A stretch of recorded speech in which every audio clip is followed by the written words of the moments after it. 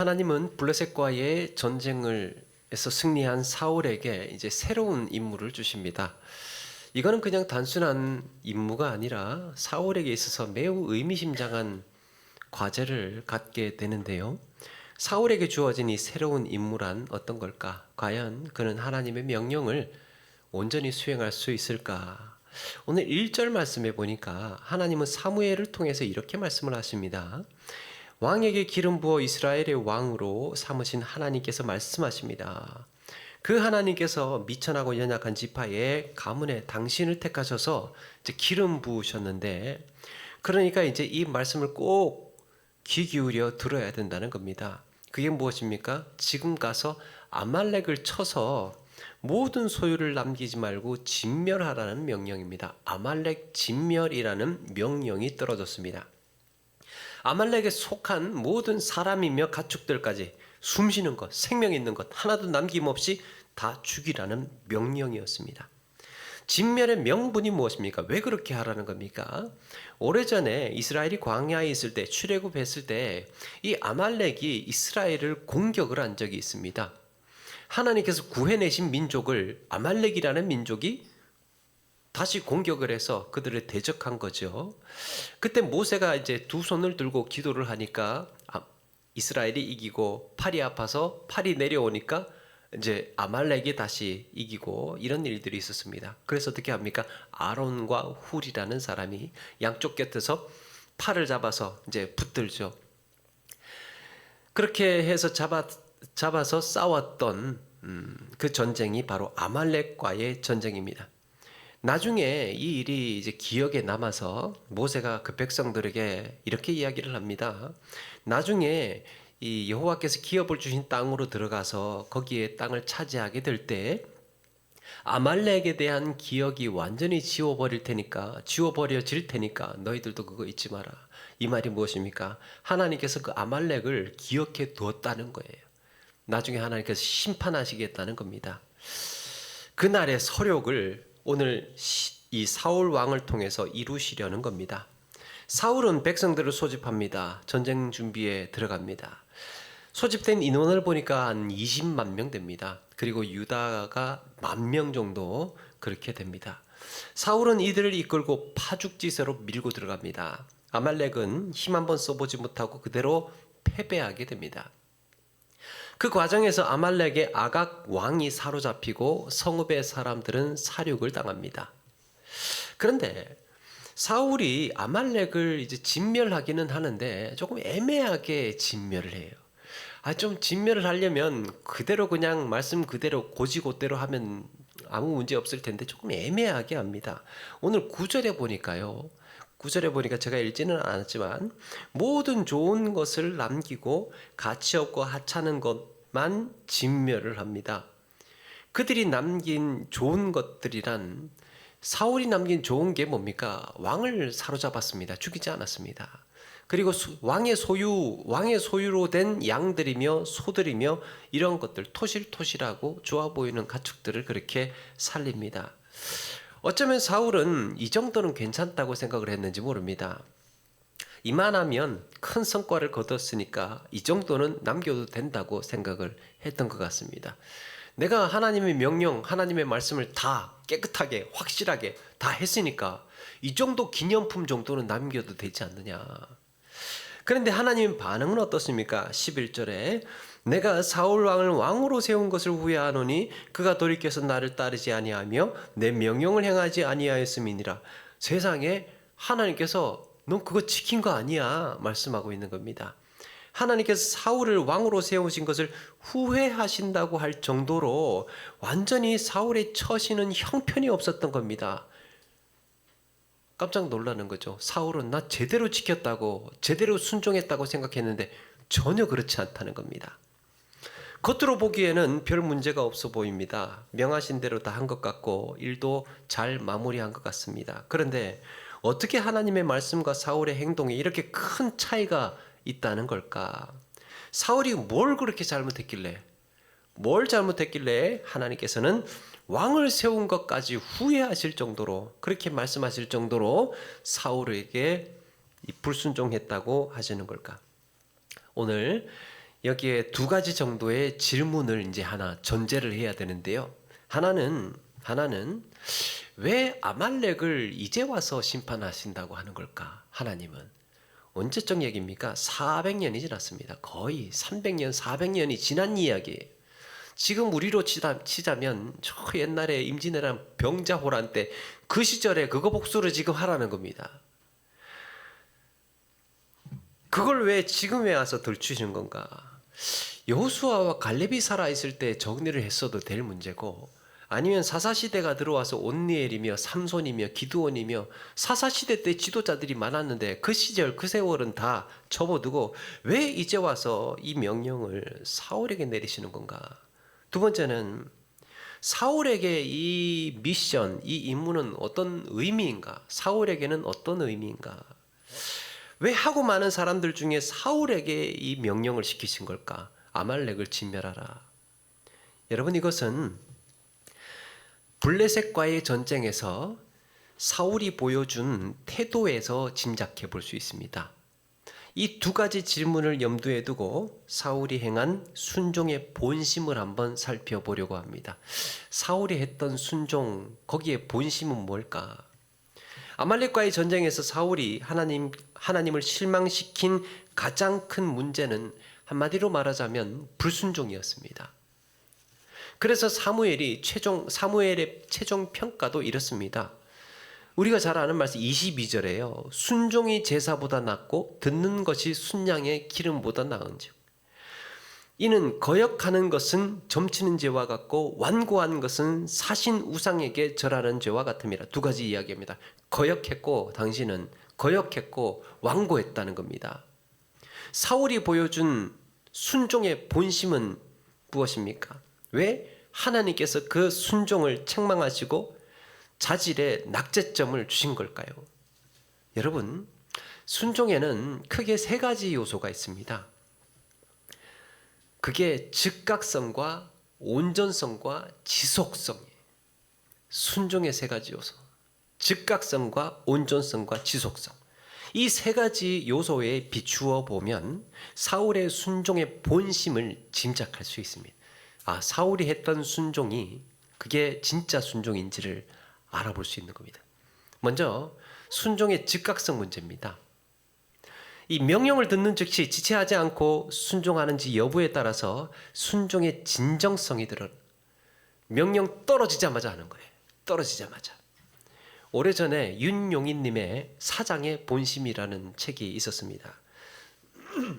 사장으로서 직원들에게 차마 말하지 못하는 이야기들을 그 책에다가 써놨다 그래가지고 한때 이제 한번 흥미있게 본 적이 있습니다.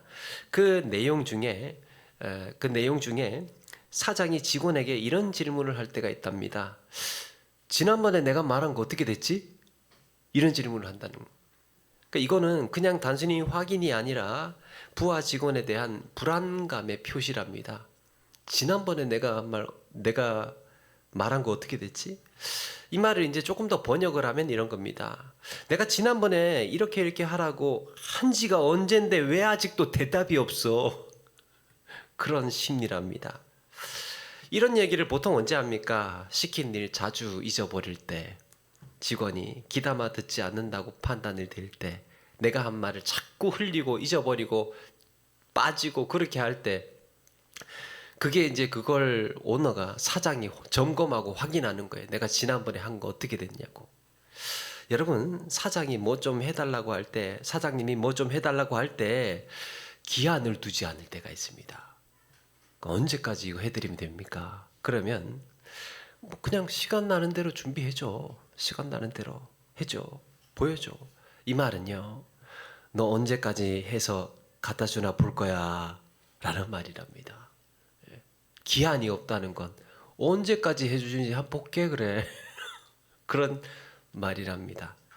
그러면 이제 어떤 직원은 두 부류가 나타납니다. 어떤 직원은 하던 일을 제쳐놓습니다. 자기가 하던 일을 제쳐놓고 우선순위로 사장님이 지시한 걸 최우선으로 해서 바로 갖다가 주는 직원이 있고, 입 떨어지자 무섭게 그냥 바로바로 그냥 하는 직원이 있고요. 또 어떤 직원은 진짜 시간 날 때 합니다. 진짜 시간 날 때. 그래서 할 게 없어가지고 심심할 때, 지난번에 사장님이 뭐 뭐 해오라고 그랬는데. 그러면서 막 뒤적거려가지고, 그렇게 민기적 하면서 세워라, 내워라. 사장님이 물어볼 때까지, 지난번에 내가 말한 거 어떻게 됐지? 라고 물어볼 때까지 그렇게 하는 사람이 있답니다. 여러분, 이 두 직원 중에요, 이게 한 번, 두 번, 세 번, 네 번 계속 쌓이다 보면, 내가 사장이라면 나중에 누구를 더 곁에 두고 싶겠습니까? 누구를 더? 사장의 지시를 우선으로 한 직원이죠. 당연히 그에게 더 중요한 일을 맡기고 그를 더 신뢰할 겁니다. 즉각성. 그래서 직원에게는 즉각성이 필요합니다. 사장은 어떤 직원이 얼마나 많은 일을 하고 있는지를 다 알고 있습니다. 얼마나 많은 일을 하고 얼마나 피곤한지 얼마나 힘든지 다 알고 있습니다. 그럼에도 이만한 분량의 일을 이 기간 안에 가져왔다는 건 이 직원이 나름 얼마나 바쁜 시간을 쪼갰는지를 알 수 있어요. 그리고 나를 얼마나 신뢰하고 헌신적으로 그 일에 임했는지를 알 수 있습니다. 그래서 빨리 해결하지 못하는 경우에는 최소한 진행 과정이라도 이야기를 해주랍니다. 그러니까 사장님 그때 말씀하신 거 지금 뭐 때문에 시간이 조금 지체되고 있고 이렇게 돼가고 있는데 이거 이 정도 지금 준비되고 있습니다. 물어보기 전에 그거 어떻게 됐냐고 물어보기 전에 사장님 그 중간에 먼저 이야기를 해주라는 거예요. 묻기 전에. 여러분, 순종의 즉각성은 뭘 보여줍니까? 신뢰의 반사 속도를 보여줍니다.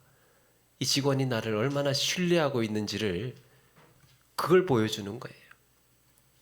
순종이 늦추어지면 직원의 생각이 무엇입니까? 순종이 늦다는 것. 직원의 생각이 무엇입니까? 거기에 이거 지금 할 거 아닌데 이런 생각이 드는 거예요. 그러니까 늦춰지는 거예요. 지금 할 거 아닌데 조금 말씀하시는 거지. 안 그래도 할 일 많은데 안 된다고 말은 못하고 참 곤란하네. 이런 생각들이 복잡한 겁니다. 그러니까 이런 마음의 불순물과 불신이 즉각적인 순종을 방해해버립니다. 여러 가지 생각들이 많으니까 지체가 되는 거예요. 그런데 신뢰한다면 지체하지 않습니다. 그만큼 중요한 거구나. 그만큼 기다리시는 거. 사장님이 기다리시는 거구나, 이 일이. 물론 사울은 오늘 말씀을 보니까 아말렉을 치려는 명령에 지체하지는 않았습니다.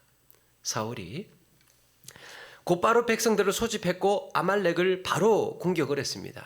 그런데 문제가 뭐냐? 바로 앞에 블레셋과의 전쟁에서 보여준 사울의 태도입니다. 사울은 사람의 숫자를 보고 전쟁하는 사람이지 하나님을 전적으로 신뢰하는 사람은 아닙니다. 그래서 사람들이 흩어질까 봐 급한 마음에 직접 제사를 드렸죠. 그때 사무엘에게 무슨 얘기 듣습니까? 왕의 나라가 길지 못할 것이라는 말까지 듣습니다. 불안합니다. 버려질까 봐. 자기가 왕으로 인정받지 못할까 봐 거기에 대한 불안감을 가지고 있습니다. 하루빨리 큰 공을 세워서 백성들 앞에 자기 업적을 내세우고 싶었던 왕입니다. 그래서 블레셋과의 전쟁에서 하나님의 승리를 가로채고 그들을 끝까지 집요하게 추적을 하잖아요. 야, 니들 스스로 자멸하면 안 돼. 내가 너희들 쫓아서 너희들을 이긴 걸로 그렇게 돼야 돼. 그랬던 사울이 아말렉을 진멸하라는 명령을 들었을 때 가장 먼저 든 생각이 뭐겠습니까? 왜 사울은 지체하지 않았을까요? 이번에 제대로 보여줘야 되겠다 생각을 한 겁니다. 이번에야말로 백성들에게 확실히 인정받고 내가 이스라엘 왕이라는 걸 각인시켜야 되겠다. 잘됐다. 옳다거니. 하나님의 명령과 자기 동기부여가 맞아떨어진 겁니다. 아말렉을 진멸하라는 거룩한 명분은 자기 이름을 높이는 절호의 기회였습니다.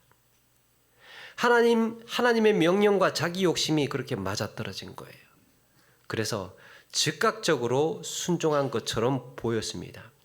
이게 어디에 드러나느냐? 온전히 순종했는지에서 드러납니다. 그래서 두 번째가 순종의 본심을 알아보려면 순종의 온전성을 보는 겁니다. 사울은 순종의 온전성이 미흡했습니다. 온전성은 하나님의 명령을 자기 기준에 맞게 골라서 따르는 것이 아니라 100% 따르는 것을 말합니다. 온전성.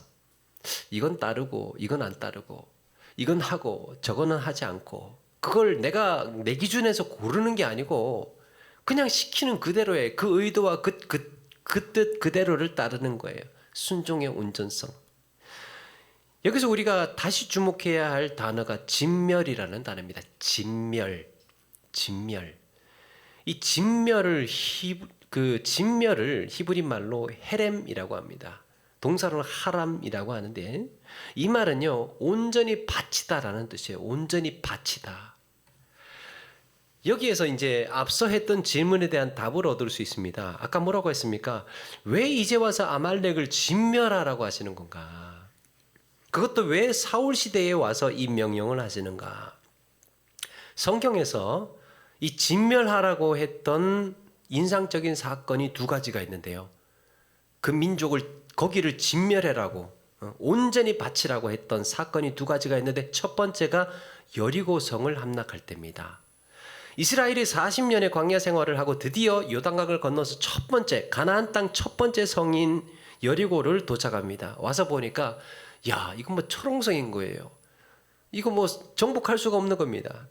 어떻게 합니까? 맨 앞에 무장한 호위 군인들을 앞에 세우고, 그 다음에는 제사장들이 양각나팔을 잡고, 그리고 제사장들이 법궤를 메고, 그리고 마지막에 호위하는 군사들이 행진을 합니다.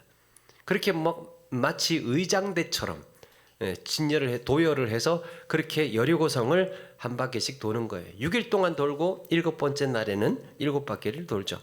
마지막에 함성을 부르는 것으로 끝이 납니다. 마지막에 함성을 부르니까 성이 무너졌습니다. 이거는요, 싸움을 목적으로 돈 게 아닙니다. 싸우려고 돈 게 아니고 종교적인 의식을 한 거예요. 하나님의 말씀, 하나님의 명령을 그대로 따르는 행위를 한 겁니다. 이때 여호수아가 백성들에게 신신당부한 것 한 가지가 있습니다.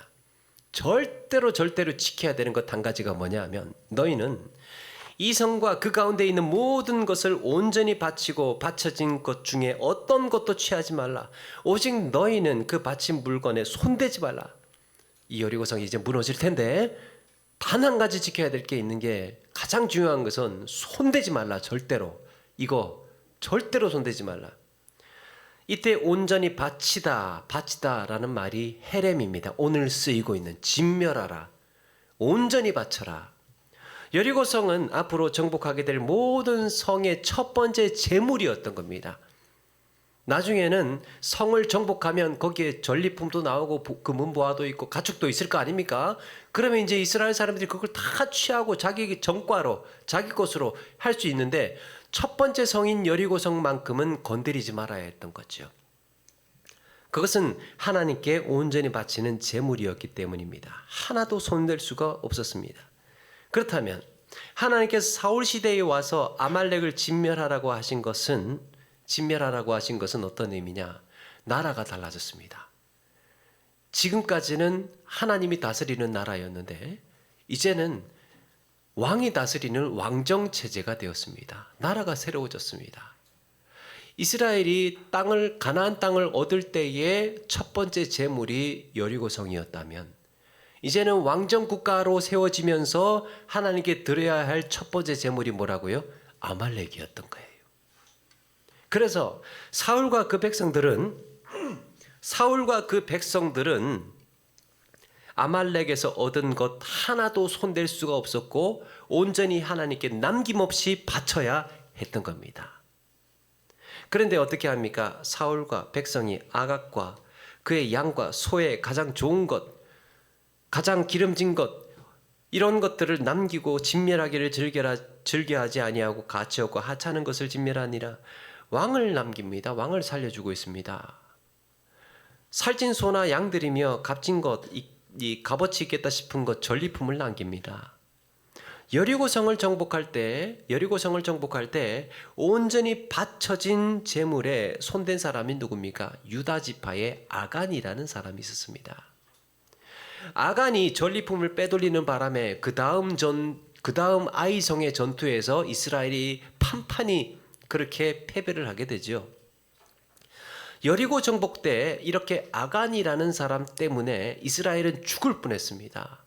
민족이 완전히 멸망할 뻔했습니다. 아간 한 사람 때문에 절대로 손대지 말아야 하는. 그런데 사울이 지금 그 짓을 반복하고 있던 거예요. 사울과 아간의 공통점이 그겁니다. 절대로 손대지 말아야 할 하나님의 온전히 바쳐야 할 물건에 하나님께 자기가 그걸 구분하고 골랐던 거죠. 사울은 왜 아각 왕을 사로잡고 이리저리 데리고 다니고 좋은 소, 좋은 양, 가축들을 살렸을까? 왜 살렸을까요? 가축이 없어서 그랬을까요? 먹을 게 없어서 그 가축들을 빼앗았을까요? 사울은 하나님의 명령을 자기 기준으로 해석했습니다. 자기 기준으로. 여러분, 온전한 순종의 핵심은 겸손이에요. 겸손의 깊이에 따라서 순종의 질이 달라집니다. 이게 뭐냐면 사울은 이렇게 생각을 할지 모릅니다. 내가 이래봬도 이스라엘 왕인데 아말렉 왕을 잡아서 어떻게 바로 죽일 수가 있느냐. 왕을 잡았으니까요. 그것 좀 과시도 하면서 자랑도 좀 하면서 사로잡아가지고 막 이리저리 데리고 다니면서 내가 잡았다고. 그러니까 사울은 생각한 겁니다. 이 정도는 하나님도 이해하시겠지. 누가 해석을 한 겁니까? 자기가 해석을 한 거예요. 자기가. 이 정도는 이해하시겠지라는 말에는 지금 내가 온전히 순종하지 않고 있다는 이야기를 실토를 고백을 하고 있는 겁니다. 하나님 이 정도 이해하시겠지. 어기고 있다는 얘기를 하고 있는 겁니다. 내가 좀 알아서 하는 맛도 있어야 되는 거 아니야? 하나님께서 나에게 맡기셨으면 유두리 있게 좀 내가 좀 알아서 하는 맛도 있어야 되는 거 아니야? 이렇게 생각을 하는 거죠. 자기 기준으로 하나님의 명령을 해석하고 있는 겁니다. 그대로가 뭔지 알고 있어요. 왜 변명이 들어갑니까? 이 정도는 이해하시겠지가 들어갑니까? 이게 내 기준에 따라서 판단하는 것이고 선택적으로 순종하는 겁니다. 요거는 하고 요거는 하지 않고, 요거는 사정상 하나님이 좀 이해를 해 주셔야 되는 문제고, 하나님이 좀 양해를 해 주셔야 되는 부분이고, 선택적인 순종을 하는 겁니다. 선택적인 순종은 순종이 아닙니다. 겸손의 깊이가 없으면 온전한 순종도 어려운 겁니다. 그래도 자기는 할 만큼 했다고 순종했다고 생각할지 모릅니다. 나 열심히 했는데 그래도. 그런데 성경은 이걸 거역이라고 간주합니다. 왜 그렇습니까? 자기 기준으로 순종한다라는 말은 자기에게 순종하는 거예요. 자기에게. 나 스스로한테 순종하는 겁니다. 자기가 새롭게 해석을 해서 그 명령을 거기에 순종하는 겁니다. 자기에게. 하나님께는 거역인 거죠. 사울은 사실상 하나님께 불순종한 것입니다. 순종의 온전성이 떨어졌습니다. 세 번째는 순종의 본심을 알아보는 세 번째는 순종의 지속성입니다. 지속성. 사울이 처음 왕이 될 때만 해도 어떤 청년입니까? 아버지의 말씀에 즉각적으로 반응을 해서 나귀를 찾으려고 몇 날 며칠 동안 그렇게 찾아 헤맸던 착한 청년이었습니다. 사울이 처음 왕이 될 때만 해도. 그리고 오래 나왔다고 아버지 걱정이 되겠다 빨리 돌아가자 하던 사람입니다. 그 와중에 이제 사무엘을 만나서 하나님께서 당신을 이스라엘 지도자로 삼으셨다는 말을 들을 때 뭐라고 합니까? 이스라엘 지파 중에 가장 작은 베냐민 지파 아닙니까? 제가 이렇게 미약한 가문에서 왕이라니요. 어떻게 그런 말씀을 하시는 겁니까? 자신이 왕이 된다는 사실이 가당치도 않게 여길 만큼 겸손하고 신실한 청년이었습니다. 그럼에도 하나님께서 왕으로 택하셨다고 하니까 거기에 고개 숙이고 기름 부음을 받습니다. 암몬을 칠 때만 해도 여호와의 영이 그에게 임하여서 정말 신실함과 열정을 보여주었습니다. 그리고 여호와께 이스라엘 중에 구원을 베푸셨다고. 그러니까 전쟁하고 나서 이거 내가 한 거 아니고 하나님께서 하신 거야. 하나님께서 구원하신 거야. 이렇게 고백할 정도의 사람이었습니다. 그런데 오늘 어떻게 변해 있습니까? 아각 왕을 사로잡고 데리고 다니면서 내가 잡은 왕이라고 허세를 부리고 있습니다. 다 죽이라고 그랬는데, 가장 먼저 왕을 죽였어야 했었는데 내가 잡은 왕이라고 데리고 다니고 있는 거예요. 진멸이라는 가축들이 진멸하라는 명령에도 가축들이 욕심이 나서 그거 빼돌리고 어떻게 변명을 좀 되지, 제사 드린다고 하면 되겠다, 제사 드리려고 빼놨다고 하면 되겠다, 그러면서 능청스럽게 이야기를 하면서 나 잘했지요 지금 말하고 있는 겁니다. 게다가 12절에 가서 보니까요, 아말렉에서 길갈로 돌아가던 중에 갈멜이라는 곳을 지납니다. 아말렉에서 왕도 잡고 가축도 잔뜩 끌고 이제 어디로 가느냐, 길갈이라는 곳으로 이제 이스라엘 본토로 돌아가는 거예요. 돌아가는데 가만히 생각을 해보니까 국경을 넘어가고 있는데, 거기가 이제 국경 인근입니다. 여기서 말하는 갈멜은. 가만히 생각해 보니까 이대로 그냥 넘어가기에는 뭔가 좀 아쉬운 거예요.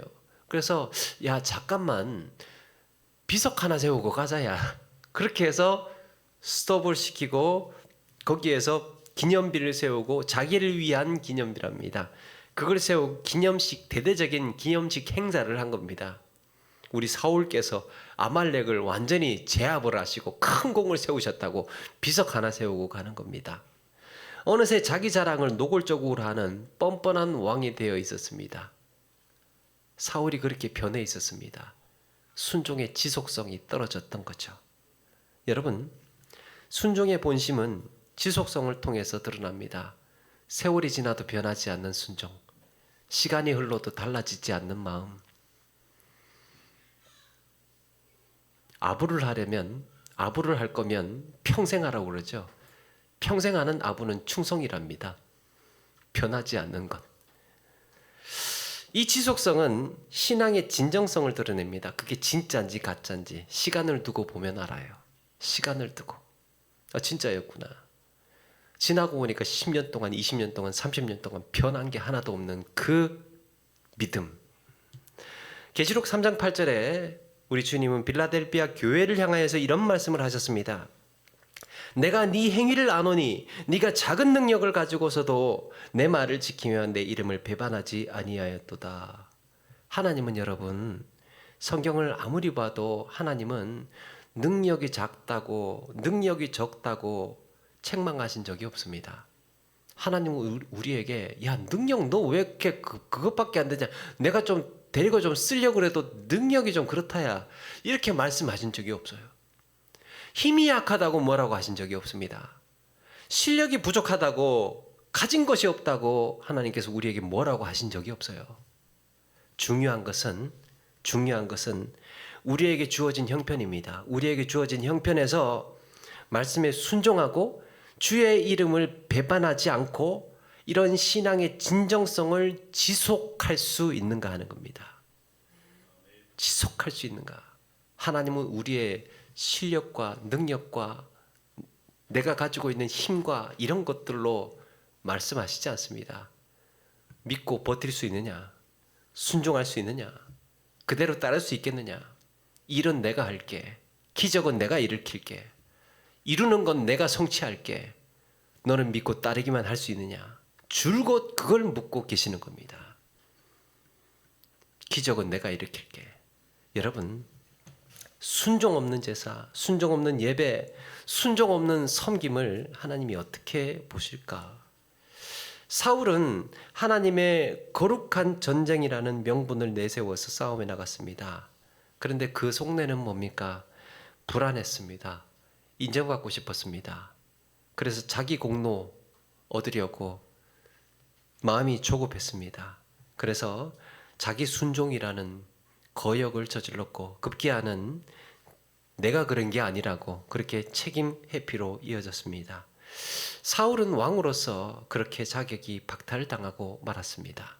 순종한 게 아니라는 것이 드러나는 순간, 한때 스스로 미약하다고 여겼던 사울, 나는 자질이 부족하고 능력이 안 된다고 했던 사울이지만 그가 끝까지 하나님의 말씀에 순종했더라면, 그가 왕이 되고 나서도 나는 왕이 될 사람이 아니다라는 걸 처음부터 가지고 있었다면, 그가 왕이 되고 나서도 나는 자질이 부족하고 능력이 부족하니까 하나님 의지할 수밖에 없다는 그런 고백을 끝까지 붙들고 하나님의 말씀에 순종했더라면 아마도 하나님께서 사울을 통해서 놀라운 일들을 행하셨을 겁니다.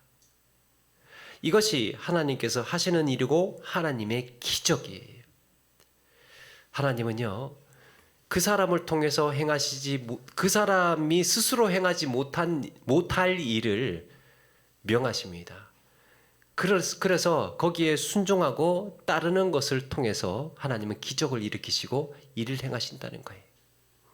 여러분, 기차가 터널을 지날 때 기적 소리를 내죠.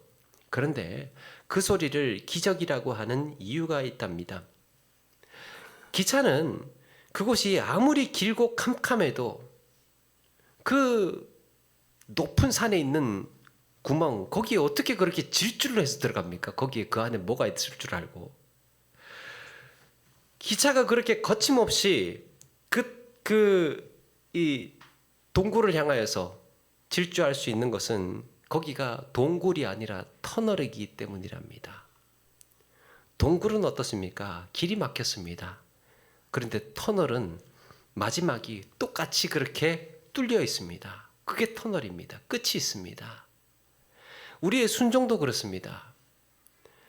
이 일이 어떻게 될 줄 알고 시작을 합니까? 이 일이 어떻게 이루어질 줄 알고 그렇게 밀고 나갑니까? 마지막에 하나님께서 역사하실 것을 믿기 때문에 우리가 가는 길은 터널이 되는 겁니다. 하나님을 신뢰하는 가운데 행하는 즉각적인 순종이 그런 겁니다. 주저하지 않고 겸손의 깊이를 담은 온전한 순종, 반드시 말씀대로 이루실 거라는 이런 믿음을 가지고 흔들림 없이 나아가는 지속적인 순종, 이를 통해서 우리는 하나님이 일하시는 기적을 보게 될 줄로 믿습니다. 온전한 순종은 하나님의 기적을 불러옵니다. 하나님은 그 순종의 본심을 보시고 일하십니다. 겉으로 순종하는 것 같아 보였고 겉으로 말씀을 따르는 것 같아 보였지만 들추어 보면, 그 본심을 보면 그 순종이 온전했는지를 보고, 야, 그게 진짜 순종이다, 야. 그래서 하나님께서 그 사람을 통해서, 그런 순종을 통해서 일하시고 기적을 일으키시고 놀라운 일들을 행해 나가신다는 거예요. 그러므로 내 순종의 본심을 들여다보고 온전한 순종의 삶을 위해서 결단해 가시는 우리 모두가 되시기를 바랍니다. 이 땅을 사는 날 동안 우리의 온 마음과 시선을 주님께로 향하여서 하나님이 일하심을 기뻐하는, 찬양하는 저와 여러분의 삶이 되기를 주의 이름으로 축원합니다.